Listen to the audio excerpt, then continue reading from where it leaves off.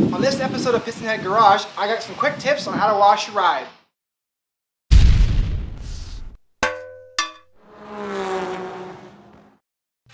I'm going to be using the 2-bucket method expanded to 3 buckets.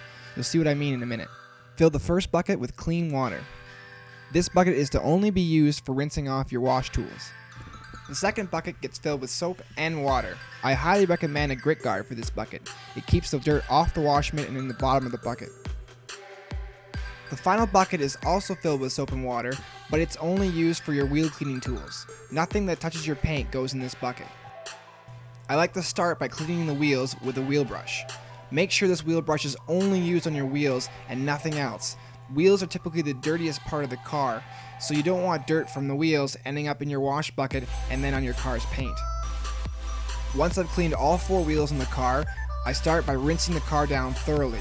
You want to make sure you get as much loose dirt off the surface of the paint before you start scrubbing it down with a wash mitt.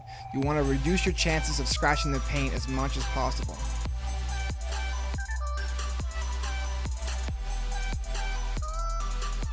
Once the car is thoroughly rinsed, I can then start washing the car using a wash mitt. The reason why I recommend a wash mitt over a brush is that brushes don't trap the dirt as well. They tend to push it around on the paint, just scratching it and making it worse. The mitt, on the other hand, will trap the dirt and then release it into the wash bucket. Use light pressure on the paint and work from top to bottom. The reason why you work top to bottom is that way the soap has a chance to run down the car and carry any dirt away with it. Also, the lower parts of the car are typically more dirty than the top, and you don't want to take that dirt and risk having it being carried to the top of the car. Once the car is thoroughly washed down, I can then begin to rinse the car using the hose. Typically, you want to keep a light spray pattern. You don't need a lot of pressure for this. You just want to rinse all the residual dirt and soap off the car and make sure you get every last bit that you can. Once all the soap is rinsed off the car and out of all the nooks and crannies, I can then begin drying the car. Now, there's different opinions on how to do this. Some people use an air dryer of some sort, like a leaf blower. Some people will use microfiber towels. I personally prefer to use the absorber. It's basically a brand name chamois you get from Canadian Tire if you're in Canada. And it's just really good at picking up water and soaking it up. It makes things pretty fast.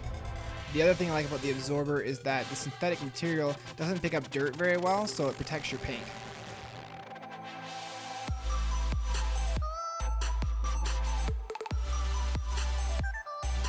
I like to go over my windows with a little bit of Windex afterwards because it helps get the water spots off. There's also a lot of bugs up here that get stuck to the windshield, so it takes it off a lot better than the soap will. I make sure to spray the Windex onto the towel and not directly onto the windshield because splatter can get on the paint and that can actually strip the wax off the paint, and we of course don't want that.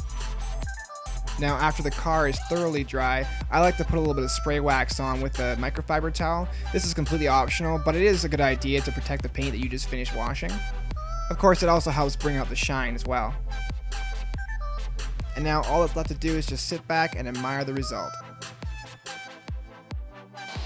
Well, that's it, guys. If you liked the video, make sure to like it. If you didn't like it, give me a thumbs down. Make sure to subscribe. Follow us on Facebook, facebook.com/PistonheadProductions.